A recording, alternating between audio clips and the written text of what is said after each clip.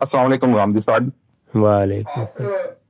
थोड़ा सा बता देंगे कि आपका मैंने बयान सुना है मगर ये जो अहादीस हैं जिसमें बताया गया है कि हज़रत हाजरा सफ़ा मरवा के दरमियान दौड़ी और हज़रत इस्माइल छोटी उम्र में थे, क्या ये ज़ईफ़ हदीसें हैं और क्या सफ़ा मरवा सिर्फ अल्लाह की निशानियां ही हैं, या ये वाकया उनके अम्मा हाजरा के दौड़ने वाला वाकई ये बिल्कुल सच्चा वाकया, या वो ज़ईफ़ें हदीसें ज़ईफ़?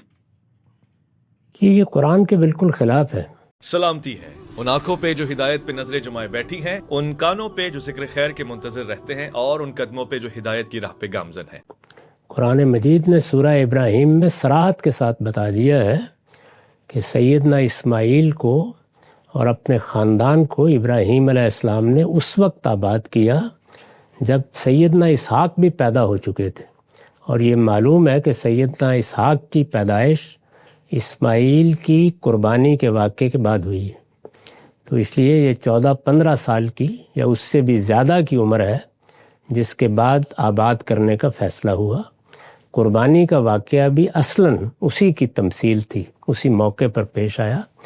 चूँकि कुरान मजीद ने ये बिल्कुल वाज़े कर दिया है, तो इसलिए इस तरह की रवायात को खा वो सही हों या वो हसन हों, काबिल इल्तिफ़ात नहीं समझना चाहिए। कुरान के ख़िलाफ़ कोई रवायत भी काबिल कबूल नहीं होती। जी बहुत शुक्रिया। इस रिवायत पर तफसीली काम डॉक्टर शहजाद सलीम साहब ने तहकीकी किया है, आप हमारी वेबसाइट पर जाकर उसको भी देख सकते हैं। अस्सलाम वालेकुम सर। सर मैं आगाज़ करूँगा आपकी ज़िंदगी और आपकी सेहत में बरकत के हवाले से। सवाल मेरा सर ये है कि ये जो हज और उम्रे के हवाले से जो सही का अमल हम करते हैं, उसके बारे में हमेशा ये सुना कि वो हज़रत इब्राहीम ने जब हज़रत आयशा, हज़रत हाजरा और हज़रत इस्माइल को वहाँ छोड़ा और वो प्यास से बिलक रहे थे हज़रत इस्माइल, तो उनकी तलाश में हज़रत हाजरा इधर सफ़ा और मरवा के दरमियान चक्कर लगा रही थी, तो उसकी हम मेमोरी में ये करते हैं। जबकि आपके लिटरेचर से मुझे इस बात का इल्म हुआ कि आपने ये फरमाया कि हज़रत इब्राहीम हज़रत इस्माइल की कुर्बानगाह के हवाले से इन दोनों मुकामात का जायज़ा ले रहे थे, और उसकी याद में ये ज़रा इसकी मुझे थोड़ी सी ज़रा क्लैरिफिकेशन वजाहत चाहिए थी। बहुत शुक्रिया सर। हाजरा के बारे में जो रवायत बयान की जाती है वो कुरान के बिल्कुल ख़िलाफ़ है। कुरान मजीद इस तरह के किसी किस्से की तायीद नहीं करता। वो तो बिल्कुल वाज़े है कि हज़रत इस्माइल को जब आबाद किया गया तो उस वक्त वो चलने फिरने की उम्र में थे, उनसे पूछकर उन्हें आबाद किया गया, और ये मामला कुर्बानी के वाक़े के बाद हुआ। चुनांचे वो दुआ सूरह इब्राहीम में नकल हो गई है जिसमें ये बताया गया है कि जब हज़रत इब्राहीम ने उनको वहाँ आबाद किया तो उन्होंने आखिर में, जो पूरी दुआ है जिसमें इब्तदा यहाँ से होती है कि आज मैंने अपने बच्चों को इस वादी गैर ज़ी ज़रा इस बे आबो गया इलाके में आबाद कर दिया है, परवरदिगार तो इनको रिज़्क़ फराम करना। तो आखिर में कहते हैं कि अल्हम्दुलिल्लाह हिल्लज़ी वहब ली अलल किबर इस्माइल व इसहाक, यानी आज मैं शुक्र करता हूँ उस परवरदिगार का जिसने इस बुढ़ापे में मुझे इस्माइल और इसहाक दिए हैं। तो इसहाक की तो पैदाइश कुर्बानी के वाक़े के बाद हुई है।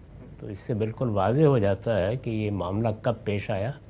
असलन ये बाइबल की रवायत थी, और बाइबल की रवायत जिस वजह से वजूद पजीर हुई वो बिल्कुल वाक़या है। यानी किस तरीके से उन्होंने हज़रत हाजरा को हदफ बनाया है, फिर सैयदना इब्राहीम को भी, कि बच्चे को भी छोड़ा है वहाँ पे सहरा में, और उनको भी छोड़ा है और घर से निकाल दिया। हमारे यहाँ ये रवायत वहीं से आई है, ये कुरान के बिल्कुल ख़िलाफ़ है। तो इसलिए हम तो इसको तस्लीम नहीं करते। इमाम फ़राई ने इस पर बड़ी तफसीली गुफ्तगू की है, वो आप उनकी किताब राय सही फ़ी मन हो ज़बी में देख सकते हैं। वो उर्दू में भी तर्जुमा हो गई है, अंग्रेज़ी में भी तर्जुमा हो गई है। उसमें उन्होंने तहलील करके ये बताया है कि ये वाक़या क्या पेश आया। उसका ख़ुलासा मैंने भी बयान कर दिया है कि सैयदना इब्राहीम ने सफ़ा के पीछे जाके अपने खादमों को खड़ा किया, और इब्राहीम को, इस्माइल को माफ़ कीजिएगा, हाथ में पकड़े हुए वो मरवा के पार लेके गए, और उनकी पेश नज़र ये था कि वो हरम के आगे से गुजारते हुए ले जाएं, जैसे कि कुर्बानी के मामले में एक रवायत या एक सुन्नत रही है।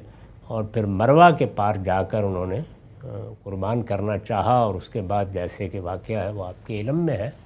तो ये असल में उनकी उस सही की यादगार है।